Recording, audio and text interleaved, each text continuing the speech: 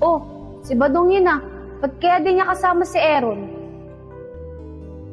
Badong, sino inaantay mo dyan? Tsaka nasan nga pala si Aaron? Ikaw hinihintay ko kasi sabi ni Aaron, sabay na daw kita. Bakit? Saan pumunta si Aaron? May pinuntahan lang, importante daw. Tsaka susunod na lang daw siya dun sa tinatambayan natin. Ah, ganun ba? Sige, tara na.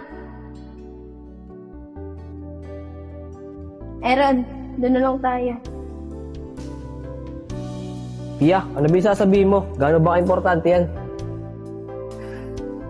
Di ba Aaron, bago tayo maghiwalay, yung nangyari sa atin? Oo naman, Iya. Mahal na mahal kasi kita eh.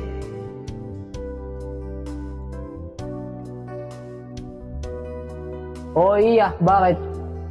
Kasi kahapon, suka ako ng suka, tsaka nahihilo ako. Oo, Iya. Anong ibig mong sabihin? Aaron, buntis ako. At ikaw yung ama ng dinadala ko. Ha? Iya? Paano nangyari yun? Eh, isang beses kami nangyari sa atin.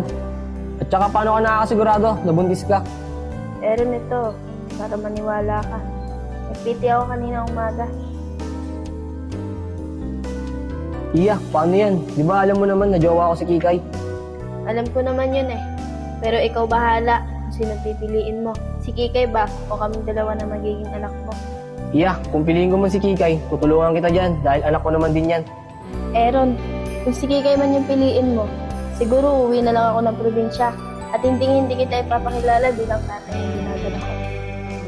Iya, huwag ka naman ganyan. Huwag mo layo sa akin yung bata dahil anak ko rin yan. Tsaka tutulungan naman kita sa pagpapalaki dyan. Basta Aaron, mamili ka.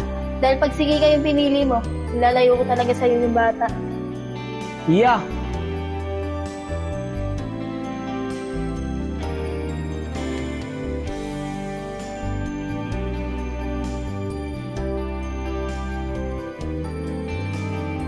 Oh, si Badong yun ah. Oo nga no. Badong!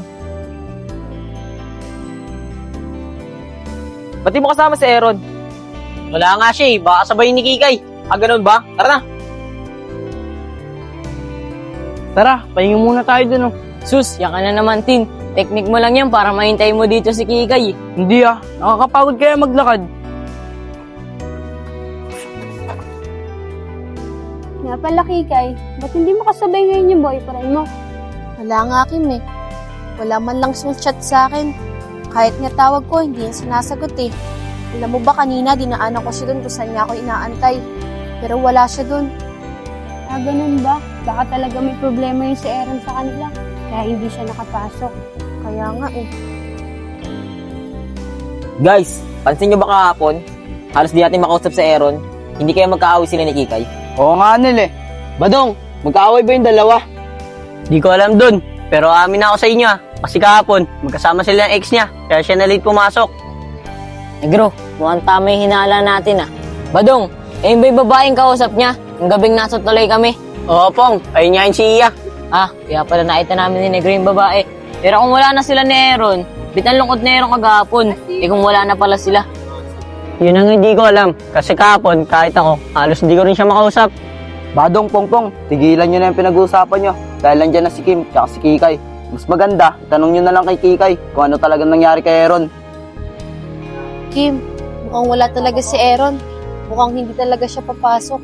Hayaan mo na, Kikay. Bukas, papasok rin yan. Tanungin na lang natin kung anong problema niya. Sige, Kim. Guys, tara na. Doon na lang tayo sa batuhan tumambay.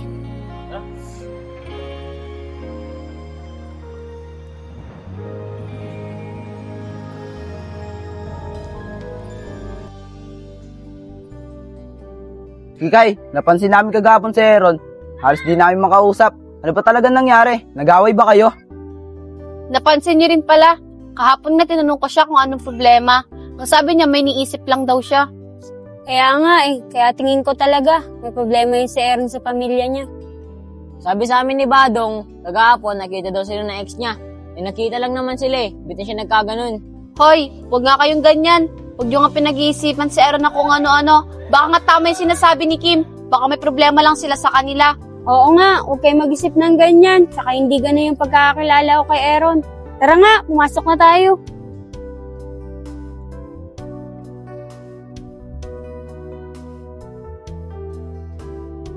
Aaron, nakapag-isip-isip ka na ba kung sino pipiliin mo sa amin ni Kikay? Oo, Iya. Kasi mahal ko yung magiging anak natin. Tsaka mahal pa rin talaga kita. Aaron, baka napipilitan ka lang. Kasi alam mo kilalayo ko sa'yo yung bata. Hindi, Iya. Sayang kasi yung matagal na pinagsamahan natin. Tsaka ikaw pa rin talaga yung mahal ko. Sige, Aaron. Kung ako pa rin talaga yung gusto mo, puntahan mo si Kikay kapag iwalay ka ngayon. Sige, Iya. Gagawin ko para sa'yo at sa magiging anak natin. Sige na, pupuntahan ko na si Kikay. Salamat, Aaron Kasi kami yung pinili mo na magiging anak mo. Wala yun, Iya. Mahal kasi kita at magiging anak natin. O paano? Dito na ako.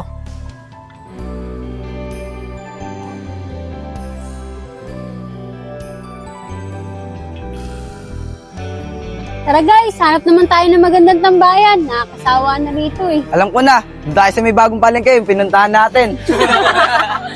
Tama mo, negro. Ikaw na lang pumunta dun. Pag ikaw kasi nag-aaya ng tambayan, sablay ka. Kaya guys, may iba ba kayong alam ng tambayan? Kim, uuwi na ako. Hindi na ako tatambay. Nakakawalang gana kasi. Wala si Aaron. Ganun ba Kikay?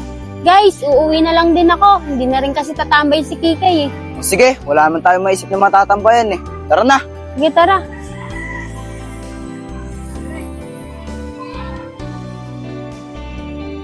Oh, si Aaron yan oh. Aaron! Sakto, si Kikay. Di pa nakakauwi. Aaron, saan ka pupunta? Tsaka bakit hindi ka pumasok? Kikay, pwede ba kitang makausap? Kim, mauna na kayo. Mag-uusap lang kami ni Aaron. Kapatid na lang ako sa kanya pa uwi. O sige Kikay, mauna na kami. Guys, tara na. Kikay, pwede ba doon na lang tayo mag-usap? Marami kasing tao dito eh. Sige, tara. Aaron, ano bang sasabihin mo? Kikay, sorry ah. Sorry? Ba't ka nagsasorry? Wala ka namang kasalanan. Nel, bukas pa kaya yung school? Iniwan ko kasi yung cellphone ko eh. Sige, punta ka muna dun. Baka bukas pa yun. Sige, una na kayo. Babalikan ko lang. Sige. Tara, ingat kayo ah. Kikay, nakikipag-iwalay na ako. Ano, Aaron? Ano yung sinabi mo? Kikay, totoo yung sinabi ko.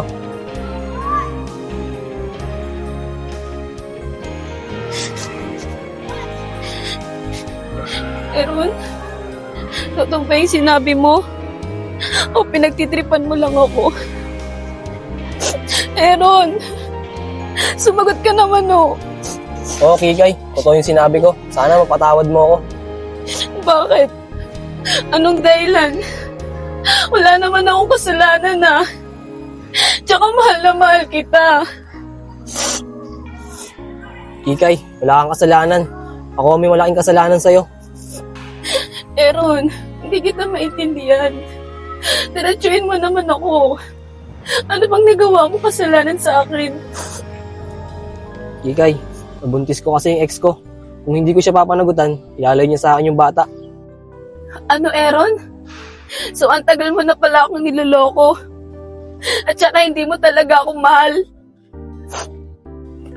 Kikay, ang totoo talaga nan, makipag-iwalay ako sa kanya ng dahil sa'yo. Pero hindi ko naman alam na nabuntis ko pala siya. Aaron, tatanggapin ko kahit may anak ka sa ex mo. Basta akong pipiliin mo.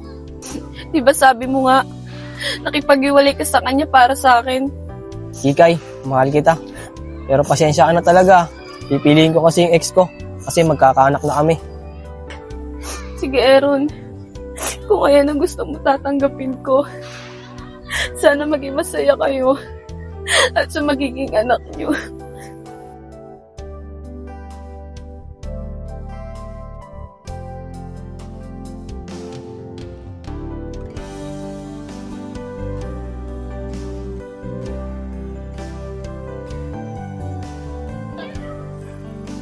Buti na lang talaga nakuha ko yung cellphone ko. Kinabahan ako dun ah. Oh, si Kikay yun ah. Kikay! Justin! Nandito ko, umiibig sa'yo, kahit na nagdurugo ang puso. Kung sakaling iwanan ka niya, huwag kang mag-alala, may nagmamahal sa'yo. Nandito Okay, Kay. Ba't ka umiiyak? Anong nangyari sa'yo? Justin, nakipag-iwalay na sa akin si Aaron. Ano, Kikay? Ba't niya ginawa yun? Anong dahilan niya? Nabuntis niya daw yung ex niya. At kailangan niya daw panagutan.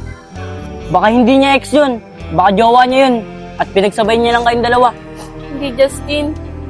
Ex niya talaga yun. Iniwan niya yun para sa akin. Kaso nga nabuntis niya. Kaya tuluyan na kami naghiwalay. Mayroon akong nais malaman. Maaari bang magtanong? Kikay, huwag ka na mag-alala. Nandito naman akong kaibigan mo. Okay lang yan. Huwag ka nang umiyak. Tignan mo, mapangit ko. Salamat, Justin, ha. Pero ang sakit talaga ng ginawa niya sa akin.